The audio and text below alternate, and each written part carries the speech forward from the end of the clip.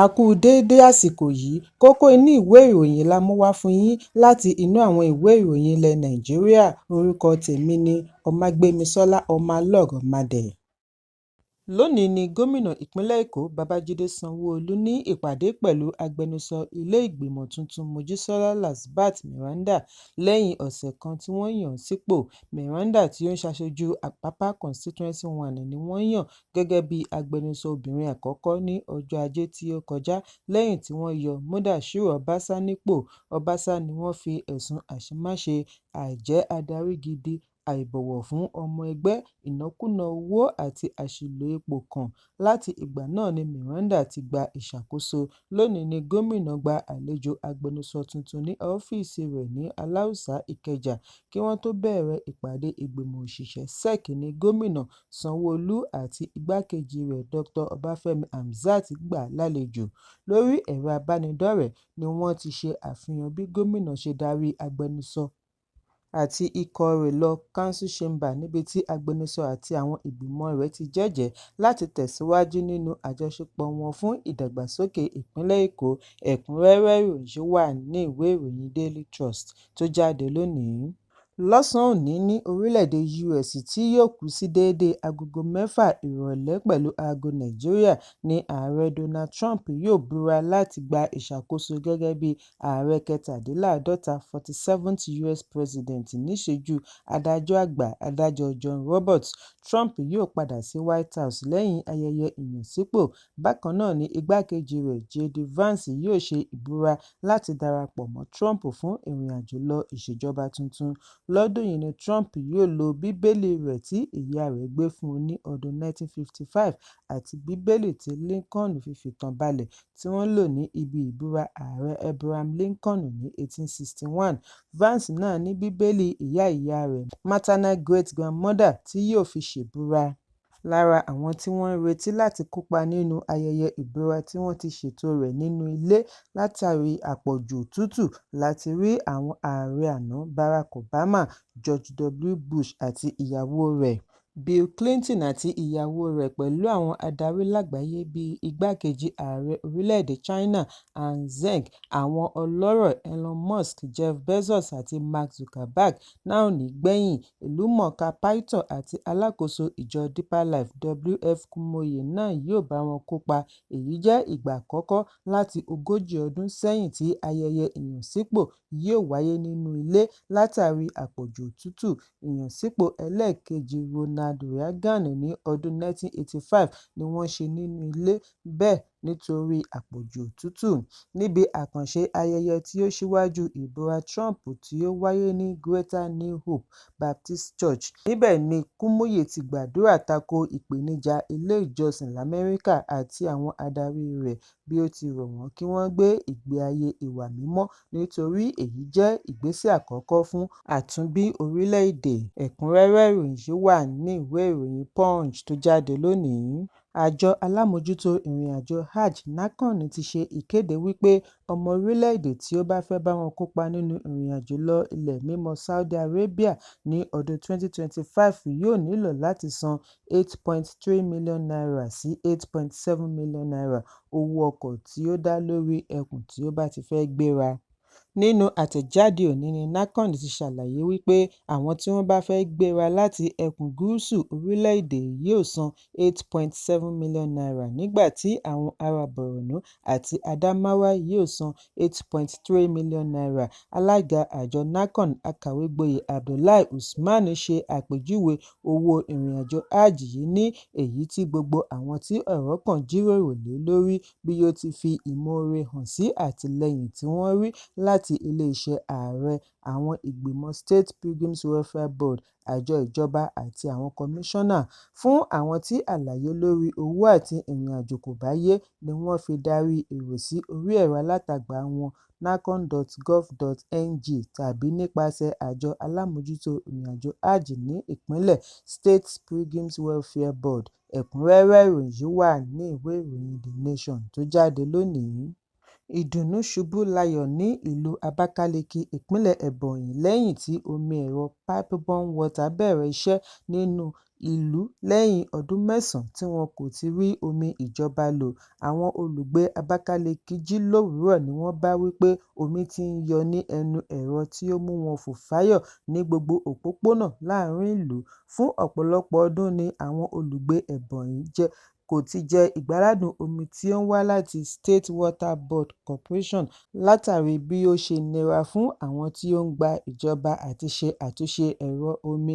Ó mú ìṣòro bá àwọn olùgbé yàtọ̀ sí omi kọ̀ǹgádẹ̀rọ àti omi inú ọ̀rá tí wọ́n ń rí lò. Lára àwọn olùgbé tí wọ́n bá akọ̀ròyìn sọ̀rọ̀ fi ìdùnnú wọn hàn sí Gómìnà Francis Nwifuru tí ó mú un níṣẹ́ láti ṣe àtúnṣe gbogbo omi ẹ̀rọ tí ó wà ní ìpínlẹ̀.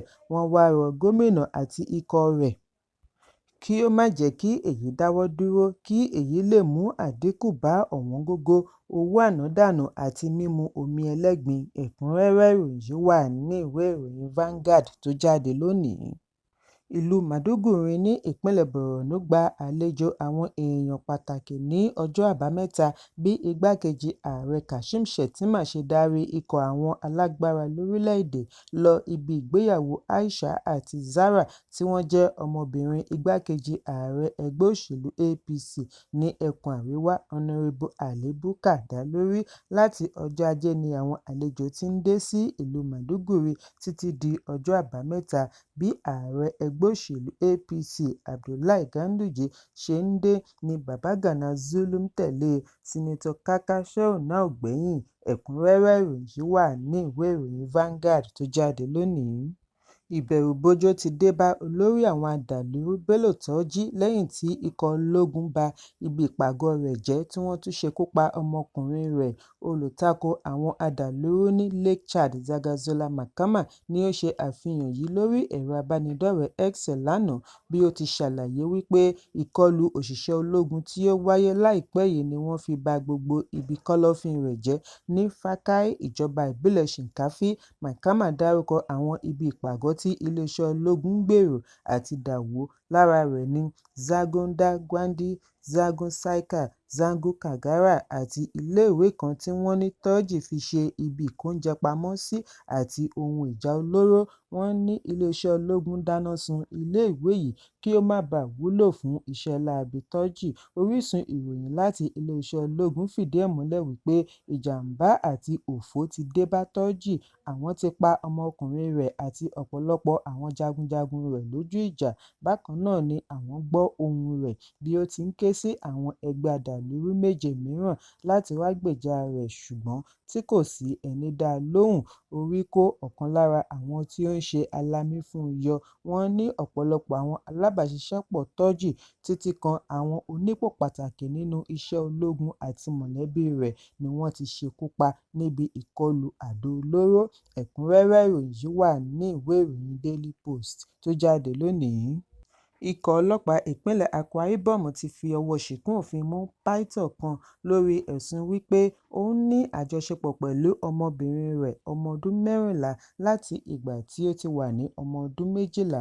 Alukoro iléeṣẹ́ ọlọ́pàá ìpínlẹ̀ DSP Timothy John ni ó ṣe àfihàn yìí lónìí fún àwọn akọ̀ròyìn ní ìlú Uyo bí ó ti ń ṣàlàyé àwọn àṣeyọrí tí wọ́n ti ṣe ní ẹkùn wọn. Ní olú iléeṣẹ́ ọlọ́pàá níbi wọ́n tẹ́ pẹpẹ àwọn afurasí wọ̀nyí sí ni afẹ̀sùnkàn ti dá ẹ̀bi ìwà rẹ̀ ru èṣù. John ṣàlàyé wípé ìwádìí àwọn jẹ́ kó di mímọ̀ wípé ọ̀gbẹ́ni tí orúkọ rẹ̀ ń jẹ́ Louis Apójọ̀tọ̀ Mevoweyọ tí í ṣe pásítọ̀ láti ìjọba ìbílẹ̀ Àríwá Ughelli tí ó ń gbé ní Ibiona Ibom ń ní àjọṣepọ̀ pẹ̀lú ọmọ rẹ̀. Láìpẹ́ wọn yóò fi ojú rẹ̀ bá ilé-ẹjọ́. Ẹ̀kúnrẹ́rẹ́ ìròyìn yìí wà ní ìwé ìròyìn Vanguard tó jáde lónìí. Ilé-ẹjọ́ gíga tó fìkàlẹ̀ sí ìlú Àbújá ti fi ìgbẹ́jọ́ sí 30 oṣù Kínní fún ìgbẹ́jọ́ lórí ẹ̀sùn tí iléeṣẹ́ ìfọpo Dangote pè tako àwọn alágbàtà látàrí bí ó ṣe fẹ́ kí wọ́n gba ìwé àṣẹ lọ́wọ́ àwọn alágbàtà epo kan kí wọ́n má ní àǹfààní àti kó epo wọlé láti òkè òkun. Adájọ́ Iyan Ekwo ni ó sún ìgbẹ́jọ́ yìí sí ọjọ́ Ajé. Níbi ìgbẹ́jọ́ òní ni agbẹjọ́rò fún olùṣẹ̀sùn George Ibrahim ti sọ fún ilé-ẹjọ́ wípé wípé wọ́n ti ń gbé ìgbésẹ̀ láti yanjú ọ̀rọ̀ ṣùgbọ́n nítorí ẹ̀sùn tí ó ti wà nílé-ẹjọ́ ni kò jẹ́ kí wọ́n lè ríbi yanjú ọ̀rọ̀. Bákan náà ni àwọn agbẹjọ́rò fún àwọn alágbàtà epo NMDPRA sọ fún ilé-ẹjọ́ wípé àwọn kò tíì rí ìwé gbà lórí ẹ̀sùn. Ẹ̀kúnrẹ́rẹ́ ìròyìn yìí wà ní ìwé ìròyìn Daily Trust tó jáde lónìí. Àwọn obìnrin mẹ́ta tí wọ́n dá sílẹ̀ kúrò nínú ìgbèkùn ti darapọ̀ mọ́ ìyá wọn ní orílẹ̀-èdè Israel gẹ́gẹ́ bí iléeṣẹ́ ìròyìn Reuters ṣe jábọ̀. Àwọn jagunjagun Hamas tí wọ́n dìhámọ́ra ogun wa ọkọ̀ gba àárín ìlú Khan Yunis pẹ̀lú ogunlọ́gọ̀ èrò tí wọ́n ń kọrin bí wọ́n ti ń fò fáyọ̀. Ọ̀kan nínú àwọn tí wọ́n pàdánù ilé wọn láti Gaza tí ó ń wọ̀sùn ní Deir al-Balah ní gbùngbùn Gaza. Aya sọ̀rọ̀ wípé ó jọ bí ìgbà tí òun ṣẹ̀ṣẹ̀ rí omi mu lẹ́yìn tí òun ti lo oṣù 15 nínú aṣálẹ̀. Lórí ẹ̀rọ amóhùnmáwòrán ni wọ́n ti ṣe àfihàn ogunlọ́gọ̀ àwọn ará Israel tí wọ́n ń wo bí wọ́n ṣe ń yọ̀ǹda àwọn tí wọ́n ti wà nínú ìgbèkùn fún ọjọ́ pípẹ́ tí wọ́n sì ń wọ inú ọkọ̀ Red Cross pẹ̀lú àwọn ológun Hamas tí wọ́n yí wọn ká. Lẹ́yìn èyí ni àwọn ológun Israel kéde wípé Romi Gonen, Doron Stebbicher àti Emile Damari ti darapọ̀ mọ́ ìyá wọn ní kibbutz nítòsí ibi wọ́n ti jí wọn gbé ní ọjọ́ 7 oṣù kẹwàá ọdún 2023 níbi ìkọlù Hamas kí ogun tó bẹ̀rẹ̀. Bákan náà ni ọkọ̀ tí ó kó àwọn ẹlẹ́wọ̀n ará Palestine láti inú ìgbèkùn Israel náà ti ń dúró bí Hamas ṣe ní ìpele àkọ́kọ́ tí wọn yóò yọ̀ǹda fún pàṣípààrọ̀ àwọn tí wọ́n fi sínú ìgbèkùn ní obìnrin 69 àti ọ̀dọ́mọkùnrin 21. Ẹ̀kúnrẹ́rẹ́ ìròyìn yìí wà ní ìwé ìròyìn Punch tó jáde lónìí. Kókó inú ìwé ìròyìn tòní kò ní jù báyìí lọ. Ẹ pàdé mi lọ́la fún àkọ́tún ìròyìn. Kí a tó lọ, ẹ má ṣaláì fi àkíyèsí yín ránṣẹ́ kí ẹ sì bá wa subscribe sójú náà wa lórí YouTube kí kókó inú ìwé ìròyìn lè máa tẹ̀ yín lọ́wọ́ ní kíákíá.